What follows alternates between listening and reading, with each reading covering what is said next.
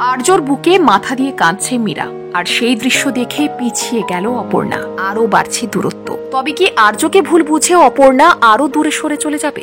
শেষমেশ অন্যান্য বাংলা সিরিয়ালের মতোই কি এগোচ্ছে চিরদিনই তুমি যে আমার ধারাবাহিকের গল্প? একজন নায়িকা, একজন খলনায়িকা আর একজন নায়ক, তারপর শুরু সম্পর্কের দড়ি টানাটানি। একঘেয়ে হয়ে যাবে না তো?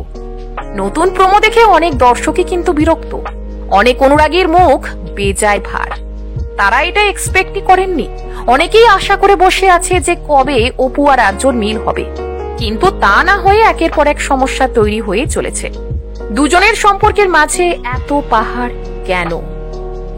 আপাতত গল্পের ট্র্যাক অনুযায়ী মীরার মা ভীষণ অসুস্থ। মীরার মাকে দেখতে গিয়ে আর্য সেখানে আটকে যায়, সময় মতো অপুর সাথে দেখা করতে পারেনি। অপরদিকে অপর্ণা আর্যর জন্য অপেক্ষা করতে করতে ফিরে যায় অফিসে। সেখানে গিয়ে কলিগদের নানান ব্যঙ্গাত্মক কথার সম্মুখীন হয়, অপমানিত হতে হয় অপর্ণাকে। সেখান থেকেই ভুল বোঝাবুঝির সৃষ্টি। আর এবার দেখা যাচ্ছে মীরার মা মারা যাওয়ার পর মীরা পুরোপুরি একা। মীরা এখন সম্পূর্ণভাবে ভরসা করছে আর্যকে। সত্যিই তো, মীরার জীবনে আর্য ছাড়া যে আর কেউ নেই, মীরা সেটাই বিশ্বাস করে। এই ধারাবাহিকের প্রথম থেকে দেখা গিয়েছে যে মীরা আর্যকে মনে প্রাণে ভালোবাসে, কিন্তু কখনো সে বলতে পারেনি। কিন্তু ওই যে মীরার ভালোবাসাটা যে একতরফা, অপু আর আর্যর ভালোবাসা দুই তরফা।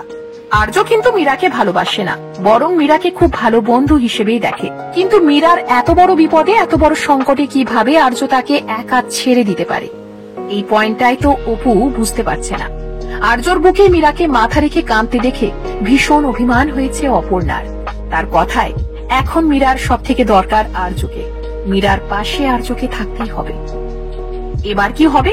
সম্পর্কে জল তাহলে কোন দিকে এগোবে? অপরদিকে অপুর বাবাও কিন্তু আর্যর প্রতি খুব একটা সন্তুষ্ট নন। তাহলে কি নতুন করে শুরু হয়ে যাবে অপুর জন্য পাত্র দেখা?